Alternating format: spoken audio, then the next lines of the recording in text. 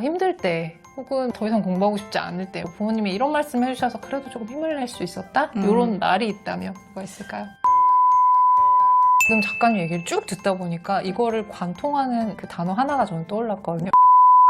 네, 어릴 맞아요. 때부터 정말 자기 객관화가 정말 잘 되는 친구였구나. 다시 초등생으로 돌아간다면 이 학습과 관련해서 네. 어떤 건 좀 더 하고 어떤 건 안 하고 싶은 거 우리 후배들한테 어떤 얘기를 좀 해주고 싶나요? 일단 앞서 말씀드렸던 영어랑 수학은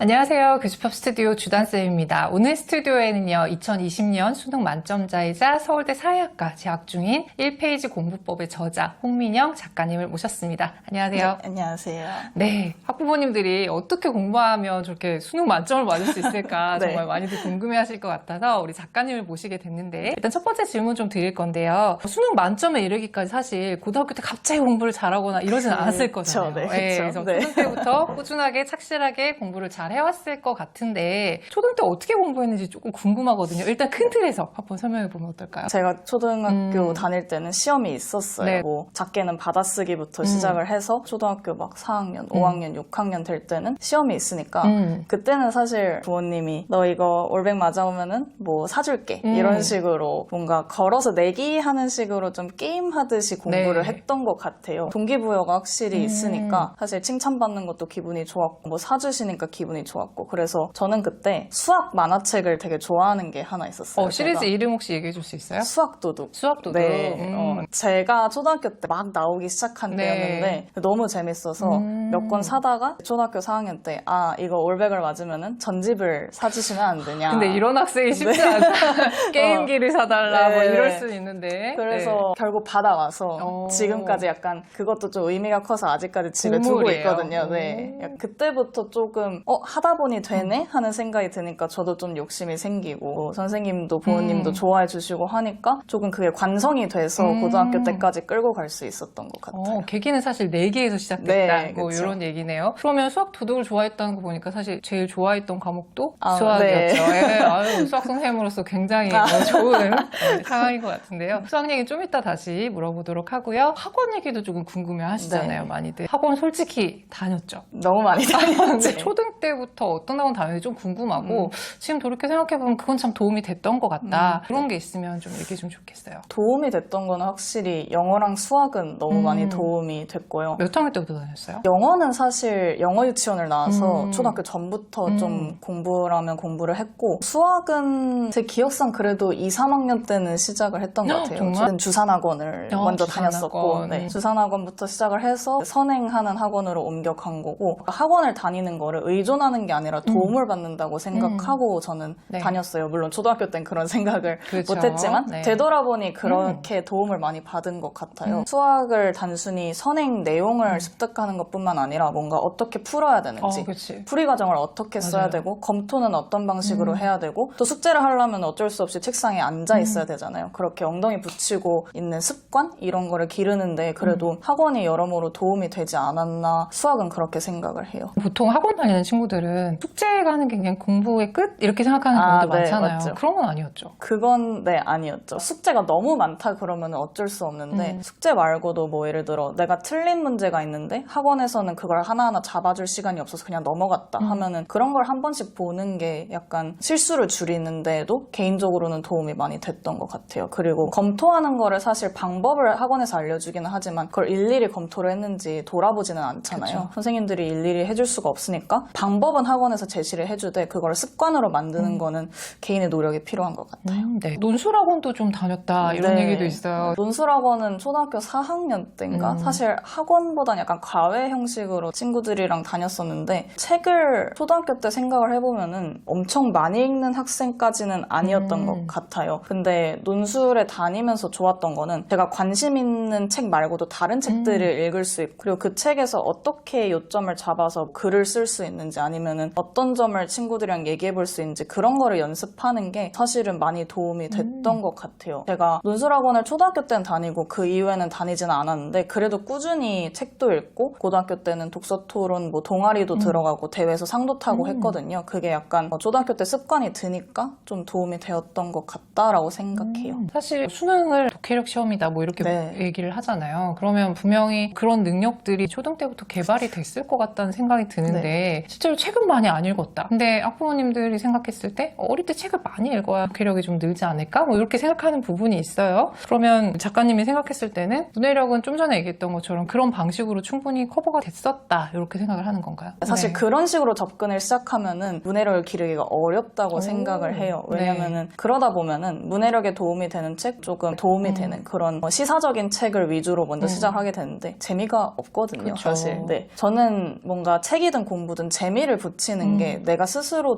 동기부여할 거리를 찾는 게 제일 중요하다고 생각을 해요. 그래서 저는 책에 재미를 붙이게 된 게 일단 편식을 조금 했어요. 뭔가 좋아하는 책 네네. 위주로? 아까 말했던 사실 만화책도 문해력으로 볼 때는 당연히 도움이 안 된다 그렇게 싶죠. 얘기 많이 하죠. 네. 네. 그런데 저는 일단 자리에 앉아서 책을 넘기는 습관이 든 게 만화책 덕분이거든요. 그게 조금 학년이 올라가니 다른 책으로 바뀌고 이런 식으로 좀 편식을 했고 뭐 추리소설 같은 것도 많이 좋아했고요. 그리고 제가 도서관에 많이 갔는데 그냥 도서관에 책을 읽으러 간 게 아니라 친구가 봉사를 하길래 놀러 가고 뭐 이벤트가 있어서 놀러 가고 뭐 요즘같이 여름에 더울 때는 그냥 더워서 한번 들어가 있다 나오고 했는데 그러다 보니까 책이 눈에 밟히더라고요. 이거 제목 좀 재밌어 보이네 하면은 몇 권 보다가 한 권 빼서 목차 읽어보고 한번 빌려볼까 하고 빌려서 읽어보고 이렇게 조금 책에 거부감을 느끼지 않는 환경? 긴 글을 읽을 수 있는 그런 빌드업이라는 게 무조건 어려운 책 아니면 도움이 되는 책, 긴 글이 있는 책을 읽는다고 되는 게 아니라 저는 그 쌓아 올리는 과정에서 재미를 찾는 게 더 중요한 것 같아요. 그래서 수능을 볼 때도 문해력이 내가 부족하지 않다고 생각했던 이유는 긴 글을 읽을 때 막 못 읽겠다 진짜 내가 이건 소화를 못할 글이다 라고 처음부터 생각이 들지는 않았어요. 그러면은 수능 만점에 이르기까지 좀 큰 힘이 됐던 공부 습관 이런 것들도 있을 것 같거든요. 어떤 습관을 초등 때 부모님이 잡아주신 게 주요했다고 생각을 하는지? 공부에 도움이 되는 습관이 있고 도움이 안 되는 습관이 있는데 그걸 약간 구분하는 방법이랄까? 그런 거를 조금 어릴 때부터 잡아놓은 게 도움이 되었던 것 같아요. 예를 들어서 엉덩이 붙이고 앉아있는 것도 중요하지만 쉬는 것도 사실 중요하거든요. 그렇죠. 제가 좀 집중을 하면 계속 쭉 집중을 하고 있는 스타일인데 예를 들어 부모님께서 중간에 들어와서 잠깐 쉬고 해라 이런 식으로 일정 시간마다 좀 시간 관리하는 습관을 들기도 했고 아까 말씀드렸던 학원에서 뭐 풀이과정 적는 방법 아니면은 검토하는 방법 이런 거를 많이 도움을 받았던 것 같아요. 특히 풀이과정은 제가 처음부터 끝까지 적는 연습을 다 했는데 처음에는 시간이 많이 걸리는 작업인데 습관을 들이다 보니까 그냥 쓱쓱쓱 다른 친구들이 그냥 풀이과정 안 쓰고 들이는 시간만큼 제가 빠르게 풀 수가 있더라고요. 빠르고 정확하게. 어릴 때부터 그런 습관을 들여놓으면은 처음에는 비효율적인 것처럼 보여도 그게 내 안에 체화되면서 좀 더 나중에 공부를 편하게 할 수 있는 방법으로 나아갈 수 있게 하는 것 같아요.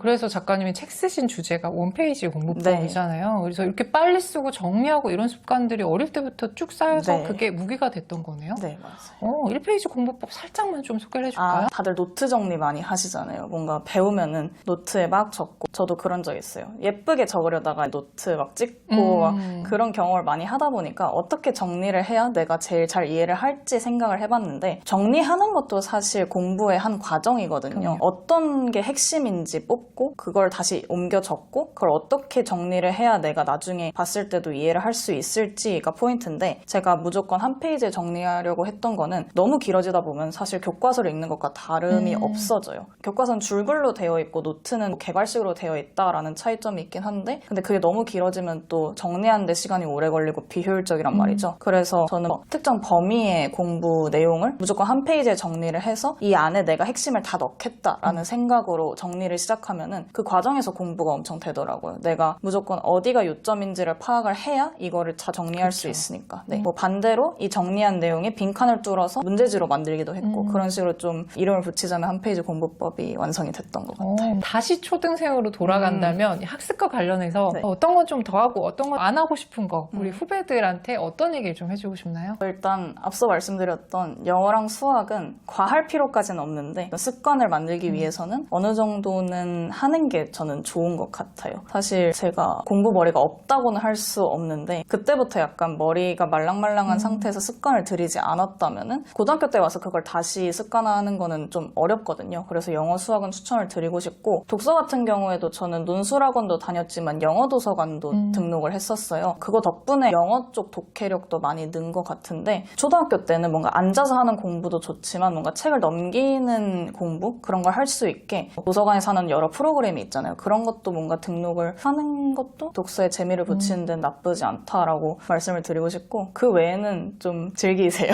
초등학교 때. 그죠. 네. 초등학교 때 즐겨야죠, 네, 사실. 네, 맞아요. 네. 그러면은 이제 학부모님, 엄마, 아빠 얘기를 안 할 수가 없을 네. 것 같아요. 오늘 이 자리에 있기까지 부모님들이 참 많이 애를 쓰신 거잖아요, 네, 사실. 부모님이 이렇게 코칭하셨던 것 중에서 가장 도움이 됐던 건 뭐라고 생각해요? 일단 저는 공부를 해야 되잖아요. 그런데 그러다 보면은 어느 고등학교가 뭐 대학 가기 좋은지 아니면은 어느 학원이 내 수학 성적 올리는데 좋은지 이런 거는 제가 알아볼 수도 없고 사실 관심도 두기 힘들었던 부분인데 그런 거를 정말 많이 알아봐 주셨어요, 부모님이. 이건 고등학교 때 얘기기는 한데 저희 어머니가 막 입시제도나 입시 설명회 이런 걸 너무 잘 알고 계셔서 주변 어머님들께서 서울대는 너희 엄마가 가셔도 되겠다라고 할 정도로 정말 네. 많이 아셨어요. 그래서 자료도 많이 전해주셨고 뭐 예를 들어서 학원을 제가 고등학교 때 가고 싶다고 했어요. 아마 국어였을 거예요. 국어를 혼자 하기는 너무 자료가 부족해서 전화로 이런 과목에서 이런 문제를 틀렸는데 혼자 하기 힘들 것 같다라고 말씀드렸더니 그 주 안에 다 팀을 짜서 학원 몇 곳 알아보시고 바로 이렇게 준비를 해주셨어요. 사실은 공부를 하는 동기는 스스로 찾아야 되는 게 맞거든요. 뭔가 푸시를 하시기보다는 제가 필요한 거를 뭔가 적재적소에 잘 준비를 해주시고 저보다 좀 더 입시에 대해서 많이 알고 계셨던 게 저는 알게 모르게 많이 도움이 되었던 것 같아요. 뒤에서 서포터로서 네. 굉장히 큰 도움을 주셨다. 이렇게 이제 생각을 하면 좋을 것 같은데 부모님하고 관계도 사실 되게 중요하잖아요. 근데 그렇게 푸시는 안 하시는 편이었나요? 안 하신 건 아니죠. 그리고 제가 외동이라서 확실히 기대를 하셨던 것 같기는 해요. 특히 중학교 때는 사춘기가 오고 아까 말씀드렸던 뭐 몇 점 맞으면 뭐 사줄게 이런 게 안 통하는 시기가 그죠, 왔을 때는 그죠. 많이 좀 갈등이 있기는 했어요. 근데 그때 저랑 부모님이랑 약간 서로 이해를 한 거는 저도 스스로 성적에 많이 스트레스를 받으니까 부모님께서는 별로 그쪽으로는 푸시를 안 하셨어요. 대신 입시 정보나 학원 준비 이런 거를 열심히 해주시고 그래서 제가 고등학교 때 기숙사에 있으니까 시험을 보고 전화를 드리면은 바로 아세요. 제 목소리를 듣고 잘 봤는지 못 봤는지 바로 약간 인지를 하시면은 절대 뭐라고 하지 않으시고 그냥 지나간 시험이니까 다음 걸 잘 보자. 아니면 기말고사를 못 봤어도 다음 학기 잘하면은 충분히 할 수 있다. 괜찮다. 질책하지 않으려고 하시는 게 느껴졌어요. 뭔가 하고 싶은 말이 당연히 많으셨겠지만은 만족스럽지 않은 성적이 나와도 저를 뭔가 푸시하시기보다는 제가 스스로 조금 소화하고 다시 극복할 수 있게 좀 기다려주신 것 같아요. 제가 그렇다고 막 많은 믿음을 드렸나? 그렇게 생각해보면은 아니거든요. 저 되게 속 많이 썩였는데 많이 믿어주신 것 같아서 고마운 마음이에요. 힘들 때 혹은 더 이상 공부하고 싶지 않을 때 막 이럴 때도 부모님이 이런 말씀 해주셔서 그래도 조금 힘을 낼 수 있었다? 이런 날이 있다면 뭐가 있을까요? 이미 지나간 건 신경 쓰지 말자라는 말이 사실 아직도 그 말이 많이 도움이 되거든요. 미련을 갖는 게 가장 공부에선 좀 위험한 일이라고 생각을 해요. 예를 들어 지난 수학 시험에서 내가 너무 못 봤다. 그러면은 이거를 계속 생각하고 있으면은 다음 시험에서도 또 그게 생각나서 망칠 가능성이 있고 그쵸. 아니면은 그냥 포기해버릴 수도 있는데 그냥 다음 거를 생각하는 게 뭔가 어떻게 보면 합리화고 정당하라고 할 수는 있지만 이거를 빨리 잊고 극복을 하는 게 공부에서 회복하는 데 많이 도움이 된 것 같아요. 그래서 요즘에도 많은 도움을 받고 있는 말이고 제가 뭐 또 기숙사도 살고 학원도 많이 다니고 하니까 여기저기 이동하는 게 되게 힘들었는데 처음에는 버스나 지하철 같은 거 타고 다니다가 아버지께서 되게 힘드셨을 텐데도 다 이렇게 도와주셨어요. 하셨구나. 네, 라이드를 해주시고 저는 뭐 잠을 자든지 공부를 하든지 노래 듣든지 했는데 거기서 제가 무슨 말을 해도 그냥 다 들어주셨어요. 사실 어머니 아버지께서 조금 건조하세요.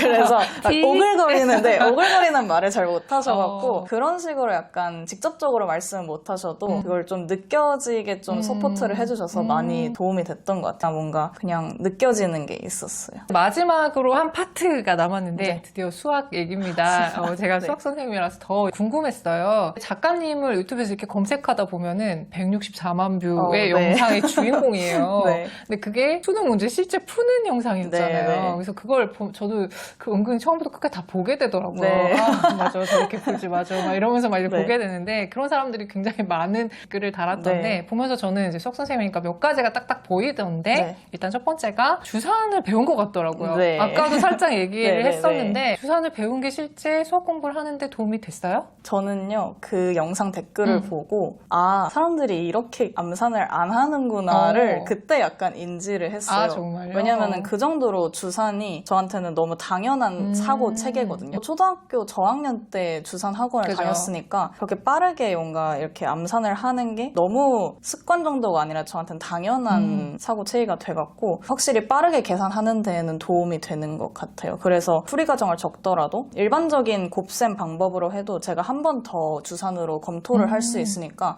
두 방법으로 조금 확실하게 답을 낼 수 있다라는 장점도 있는 것 같아요.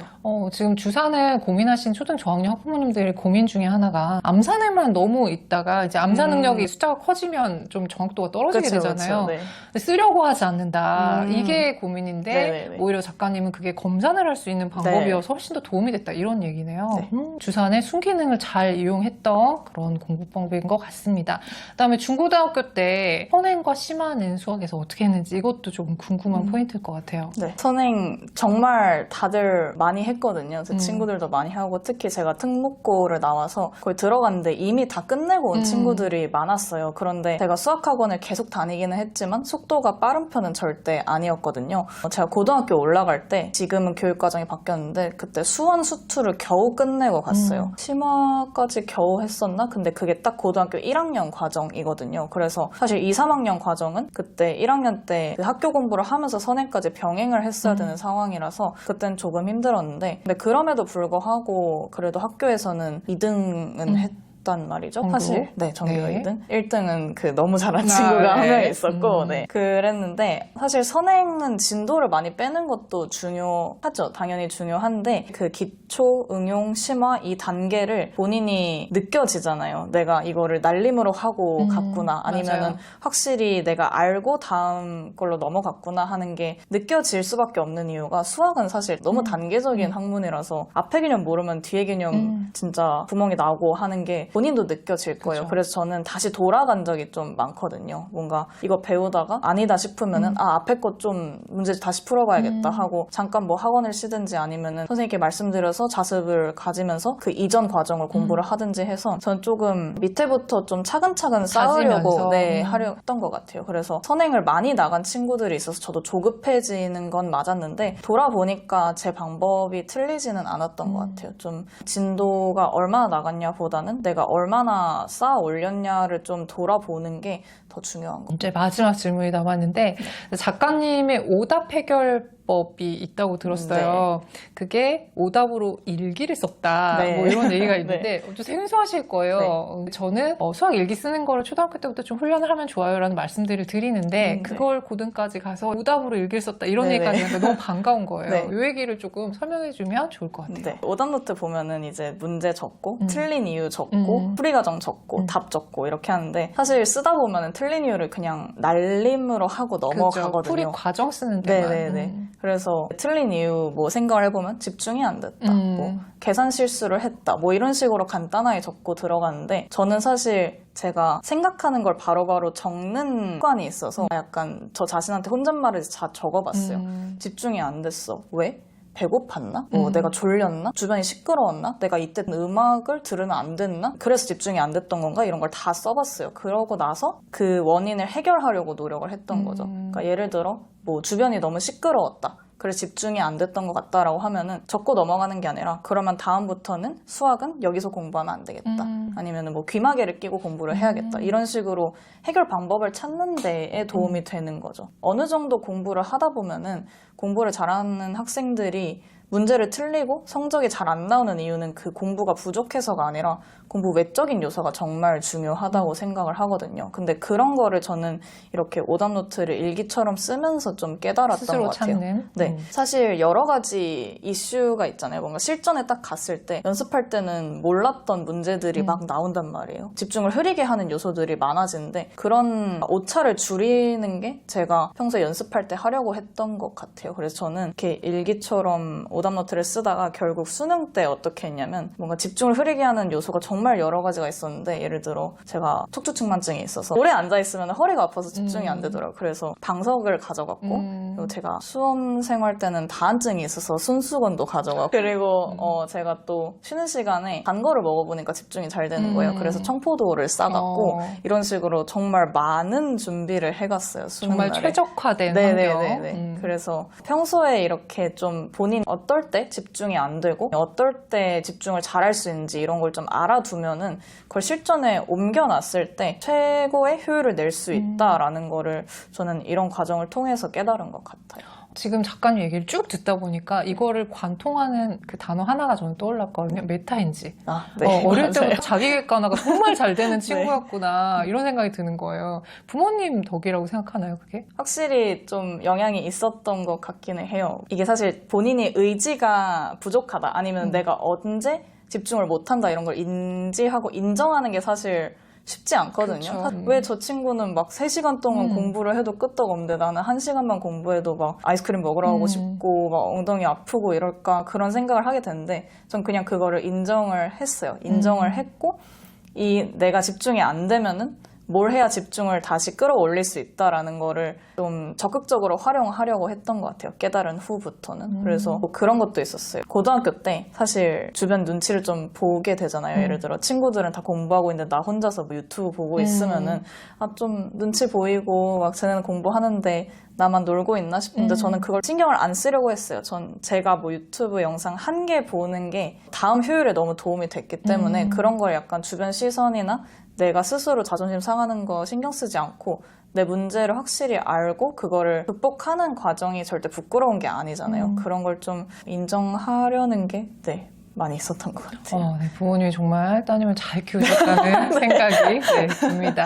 네, 어쨌든 오늘 이렇게 길지 않은 시간인데 알찬 얘기들 많이 나눠줘서 너무 고맙고요. 시간 내줘서 너무 고마워요. 네, 아닙니다. 네, 수고했습니다. 감사합니다.